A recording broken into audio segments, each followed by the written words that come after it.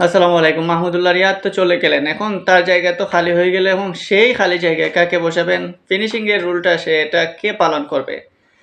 বাংলাদেশ ক্রিকেটে মাহমুদুল্লাহর রিপ্লেস হিসাবে একসময় ভাবা হতো মোসাদ্দেক হোসেন সৈকতকে। কিন্তু আস্তে, আস্তে সময় যত যায় তত মোসাদ্দেকের যেন ফর্ম আরও বাজে হয়ে যায় এবং তার সাথে তার তো খামখেয়ালি রয়েছে প্লাস তৎকালীন নির্বাচকরাও তাকে একটু দূরে রেখেছিলেন অবহেলা করে। যদি মোসাদ্দেককে যথাযথ সুযোগ দেওয়া হতো হয়তো মোসাদ্দেক মাহমুদুল্লাহর রিপ্লেস খুব সুন্দরভাবেই পালন করতে পারতেন। যেহেতু এখন মোসাদ্দেক নাই তো এখন যারা রাডারে রয়েছে তাদের মধ্যে অনেকে বলতে পারেন আফিফের কথা, অনেকে বলতে পারেন শামীম পাটোয়ারির কথা, আবার শেখ মেহেদী হাসানের কথাও আসতে পারে। তো সবকিছু বিবেচনা করে শেখ মেহেদীর যে অবস্থা, শেখ মেহেদী সবসময় কিন্তু বোলিংয়ের দিক থেকে ঠিক আছে কিন্তু ব্যাটিংয়ে কখনোই নিজেকে সেভাবে মেলে ধরতে পারেন নাই বা সেই অবস্থাতে তিনি এখন পর্যন্ত তার যে ব্যাটিং সিস্টেম বা ব্যাটিং তার যে অবস্থান সেটা বলে যে তিনি এখনও সেই রকম পরিপক্ক ব্যাটসম্যান হতে পারেন নাই। সো শেখ মেহেদীকে সেই জায়গায় বসানো যাবে না। তো মাহমুদুল্লাহর জায়গায় যদি আপনি দেখেন তাহলে এই মুহূর্তে আধুনিক ক্রিকেটের সাথে তাল মিলিয়ে যারা চলতে পারবে এবং যাদের মধ্যে সেই ক্যাপাসিটি রয়েছে তার মধ্যে অন্যতম হচ্ছেন শামীম হোসেন পাটোয়ারি। যদি শামীম হোসেন পাটোয়ারিকে মাহমুদুল্লাহর রিপ্লেস হিসেবে বসানো যায় তাহলে শামীম পাটোয়ারির মধ্যে কিন্তু সেই সকল গুণাবলী রয়েছে।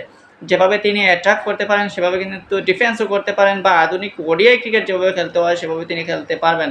স্ট্রাইক রোটেট করে বল টু বল রান নেওয়া বা রানিং বিটুইন দ্য উইকেট সব কিছুতেই পারদর্শী রয়েছেন এই শামীম হোসেন পাটোয়ারি। তারপর তার ওভার বাউন্ডারি মারার ক্যাপাসিটি বা মাঠের চতুর্দিকে খেলার ক্যাপাসিটি সব কিছু মিলিয়ে শামীম পাটোয়ারি হতে পারেন মাহমুদুল্লাহর রিপ্লেস হিসাবে একদম পারফেক্ট।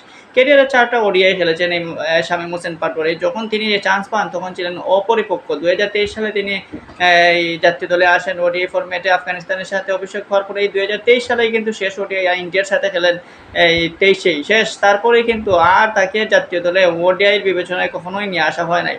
টি-20তে তিনি ছিলেন দুর্ধর্ষ, টি-20তে তিনি ভালো খেলেছেন সেই হিসাবে ওডিআইও তাকে চান্স দেওয়া হয়ে গিয়েছিল। কিন্তু তিনি তখন ওডিআই তেমন পরিপক্ক ছিলেন না। কিন্তু এই মুহূর্তে ওডিআই এর জন্য শামীম পাটোয়ারি অনেক পরিপক্ক। রিসেন্টলি তিনি যে ডিপিএল খেলতেছেন সেই ডিপিএল এর দিকেই তাকালে দেখতে পারবেন 3টা 50 অলরেডি করে ফেলেছেন এবং সেখানে রয়েছে একটা ম্যাচ জয়ী কার্যকরী ইনিংস যেখানে প্রতিপক্ষ প্রায় জেতার মুহূর্তে ঠিক তখন তাদের মুখ থেকে সেই জয়টা এনে নিয়ে দিয়েছেন এই শামীম হোসেন পাটোয়ারি। তাই শামীম হোসেন পাটোয়ারি হতে পারেন একমাত্র মাহমুদুল্লাহ রিয়াদের বিকল্প 5 কিংবা 6 যে জায়গায় আপনি শামীম পাটোয়ারিকে সেট আপ করতে চাইবেন সে জায়গায় তিনি পারফেক্ট। তাছাড়া তার তো একটা অর্ডিনারি বোনাস রয়েছে তাকে যদি দলে রাখেন সেটা হচ্ছে তার ফিল্ডিং। সেই ফিল্ডিং কোয়ালিটিও তার কিন্তু অন্যতম। আমরা নিউজিল্যান্ডের গ্লেন ফিলিপসকে দেখেছি গ্লেন ফিলিপস কী ধরনের ফিল্ডিং করে থাকেন। তাছাড়া তার অফ স্পিন বেল কি পার্ট টাইম 2-1 বলও করতে পারেন। সো গ্লেন ফিলিপস কিংবা শামীম পাটোয়ারি এক কোয়ালিটির প্লেয়ার হতে পারেন যদি ঠিকঠাক শামীম পাটোয়ারিকে কাজে লাগাতে পারেন। তাই মাহমুদুল্লাহ মুশফিক চলে যাচ্ছে কিন্তু তাদের রিপ্লেস হিসাবে যারা বলতেছেন যে বাংলাদেশ ক্রিকেটে নাই তাদেরকে কিছু প্লেয়ারদেরকে দেখিয়ে দেওয়া যায় যে এই প্লেয়াররা কিন্তু তাদের রিপ্লেস হিসাবে খুবই কার্যকরী হতে পারেন এমনকি তাদের চেয়ে বেটারও হতে পারেন। তো এই দিকটা বিসিবি খেয়াল রাখতে হবে। নির্বাচক মণ্ডলীরা এই মুহূর্তে যদি শামীম পাটোয়ারিকে ওডিআই বিবেচনায় নিয়ে আসেন মাহমুদুল্লাহর জায়গায় তাহলে খারাপ নয় ভালোই হবে।